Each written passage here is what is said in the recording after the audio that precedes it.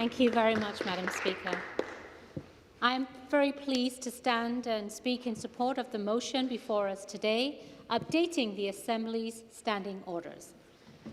The proceedings within this chamber, the operations of government as a whole, and Parliament as an institution are deeply valued and guided by years and years of rule and tradition, not just from Ontario's Parliament, but British Parliament before that. I value these traditions. I really do. The weight of hundreds of years of parliamentary proceedings and traditions reminds me what an honour it is to be here as a representative of the Ontario people each and every day. And I hope that no matter on the side, which side of the aisle we are all on, we can all agree on that. Some of these traditions are ceremonial. The Speaker's procession starts the parliamentary day, dating back to England hundreds of years ago. The black tricorn hats the Speaker and our clerk and table clerks wear date back to the 17th and 18th century. The use of a mace dates back to the 14th century in Britain, but today symbolises your authority, Speaker, to oversee this legislature. These are the types of things we're not proposing to change. What we are proposing is to update some of the rules that govern House business. Doing so will strengthen and improve our democracy, solidify temporary provisions, and increase the prominence of private members' public business. These will not be the first changes to the standing orders in this session of Parliament. We had passed changes in the last fall session to empower independent members, enhance debate, and allow the accommodation and full participation of MPPs with disabilities. The changes in the motion before us today will similarly improve the way the House operates. The proposed changes will specifically enhance debate and allow more time for it, improve the prominence of private members' business, and create provisions for debates on issues of significant provincial importance.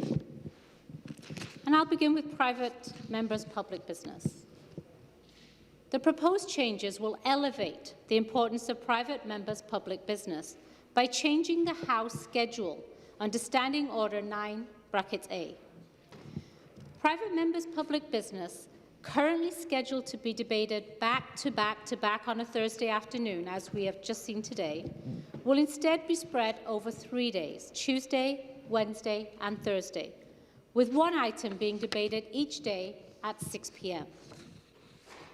Grouping PMBs together meant that if a member wasn't present for debate that afternoon, they missed the entire week's PMBs. Debating a PMB each day will ensure that as many members are able to participate in this important aspect of the legislature's operations as possible.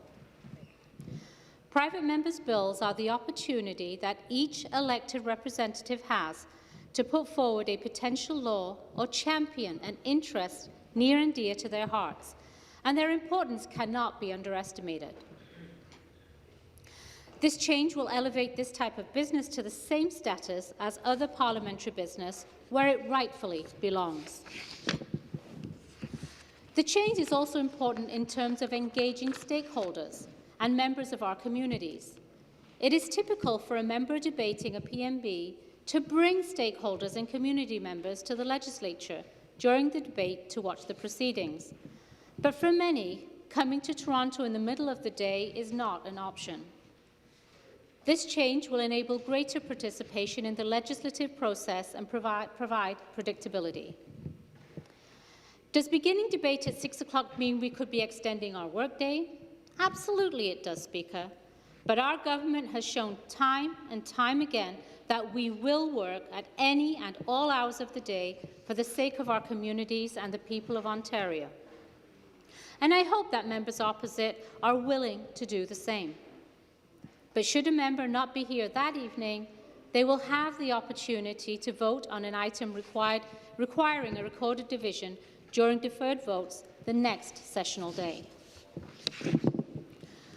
While we continue sitting over the summer, passing legislation to protect and support the people of Ontario through the COVID-19 pandemic, this did not include private members' public business. As a result, we are now behind on approximately 27 PMBs that would have already otherwise been brought for debate. By temporarily expanding the PMB schedule to include a fourth item, Monday mornings at 9 o'clock, we will make significant progress in catching up to where we would have been in the spring of 2021. Private members' business is important, and this change will ensure that every member gets their opportunity. Another aspect of these proposed changes is to ensure the flow of legislative business. We are proposing changes to enhance debate and enhance accountability and scrutiny, which I will get to shortly. We are also proposing to remove reasoned amendments. Reasoned amendments, as some of my colleagues have stated, have become somewhat routine in this Parliament. In the 36th and 37th Parliaments, they weren't used at all. In the 38th Parliament, they were used only once. In the 39th Parliament, they were used 7 times. In the 40th Parliament, a minority parliament, they weren't even used. And in the last Parliament, reasoned amendments were used 6 times. But in this Parliament, Speaker, they were used 26 times. 26 times. Bills will still have to be introduced the day before they are debated. They can be amended at committee. And another aspect of debate we are proposing to introduce is report stage debate, creating further opportunity for debate in the legislature. Currently, when a bill is reported back to the House from a committee, it can be voted on, but it cannot be debated. We are proposing that any 12 members may stand up to request that a debate happen on bill that is reported back from committee prior to a vote on it. This debate can be up to 30 minutes in length, with 6 minutes allocated to the independent members and the remaining time split equally amongst the recognized parties. This is constructive time that can be used to discuss the bill further, especially as it pertains to changes made at the committee stage. But reasoned amendments are not productive. They're put forward before the bill is even considered and simply stall legislative business for the purpose of stalling. One of the key priorities as it pertains to the legislature for the House Leader and the Premier was making sure that question period continued so that important questions could be asked of our government and to ensure we were held to account for the actions we were taking and the measures we were proposing. That's true accountability and true leadership, Speaker. We would like to further strengthen the role of the opposition during question period by providing 2 of the government's question period questions to the independent members. These changes will improve our question period and strengthen it further. We are proposing other changes to support our independent members too. Namely, we would like to make temporary provisions allowing independent members to substitute for each other on committee permanent. Just as MPPs from a recognized party can, independent members can substitute for each other at committee. However, the ability is only temporary for the 42nd Parliament. Standing Order 50C, I am now required to interrupt the proceedings and announce that there has been 6.5 hours of debate on the motion for second reading of this motion. This debate will therefore be deemed adjourned unless the Government House Leader directs the debate to continue. Thank you, Madam Speaker. I'm enjoying the speech so much that I wish for the debate to continue. Order, please. I return to the member from Mississauga-Streetsville should like to continue. Thank you, Speaker. And as I was talking, the proposed changes to support our independent members that would now allow them to substitute for each other on committee permanent. Making this permanent will allow independent members of their own accord arrange substitutions with other independent members. Currently, almost 10% of our MPPs are classified as independent members. We believe that the role they play is just as important as that of the recognised opposition party, and that they should be able to participate in House business the same. On the topic of predictability and flow of the House business, we would like to allow the deferral of closure votes so that the schedule of the House can be more predictable, and so more members can have the opportunity to vote. Currently, votes on closure must happen immediately when they are requested by a member. Under the proposed changes, these votes, like most others, could be deferred to the following day and be taken up at deferred votes. Making this change will make the flow of business more predictable and better allow all members the opportunity to vote on all legislative business. Currently, closure votes may happen with little or no warning at any time of day, and members have 30 minutes in order to vote. If these votes were deferred like many others can be, members can plan other business and commit to other obligations without the fear of missing a vote in which they wanted to participate. We have all been in meetings and had to run to the chamber because the bells have been ringing, and this is not productive, and the changes will ensure that as many members can participate in votes as possible. While we have the ability to debate bills and motions, as we all know and have done countless times, we don't have a tool to hold longer debates on a substantially important issue without a vote at the end. Sometimes, where there is need for recognition of an issue or event of significance, all sides can come to an agreement for a moment of silence or to set aside time to debate a motion on a subject. But these debates take place within the regular flow of business and are not particularly notable or noticed. This type of debate would be up to 4 hours in length. It could occur during the regular day, but will usually occur in the evening, after the House would normally adjourn.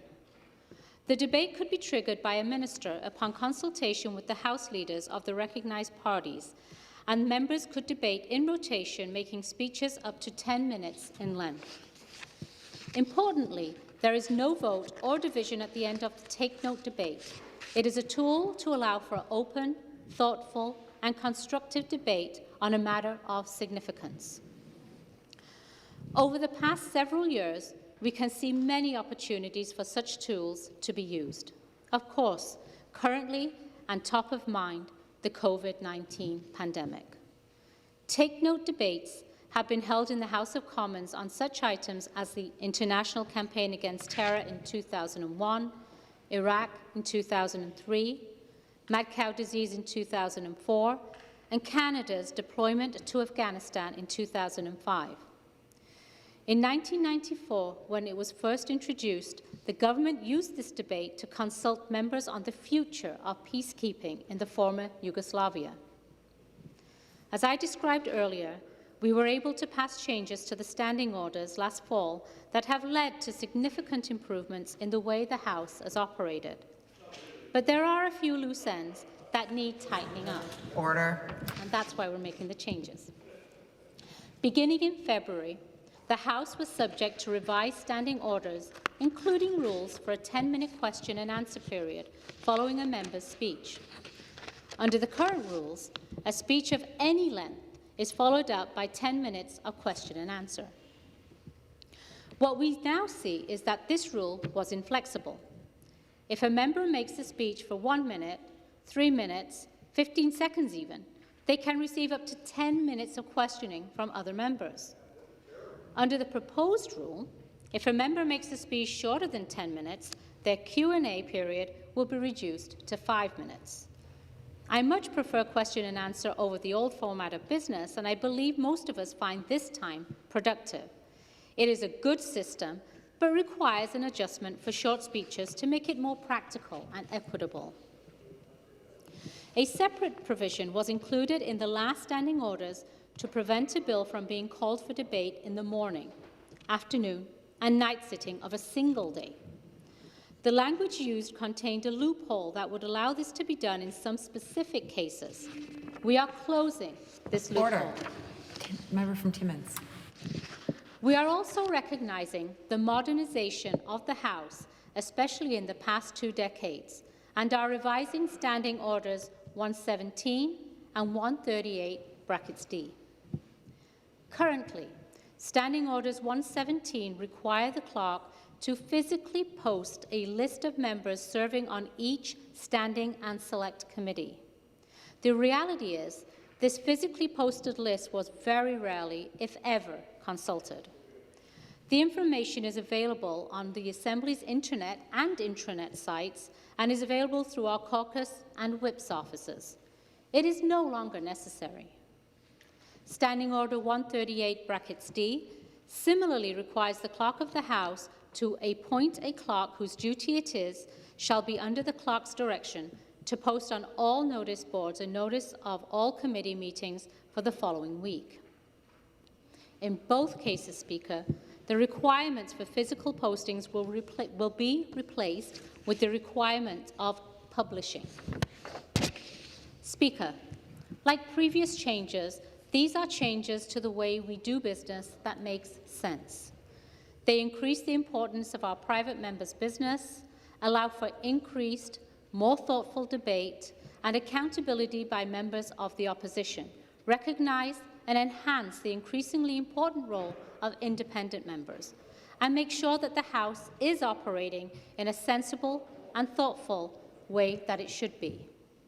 The last changes passed with the support of the independent members, and it would be great to see these changes pass with support across the aisle too, because these changes work for all of us. We want to work with members of the opposition and the independent members, especially when it comes to the business of the House. The past few months have proven that we can do things collaboratively, and I implore all of us to keep things this way. I am supporting this motion and encourage others to do the same. And thank you to the Government House Leader for bringing this forward. Thank you, Speaker.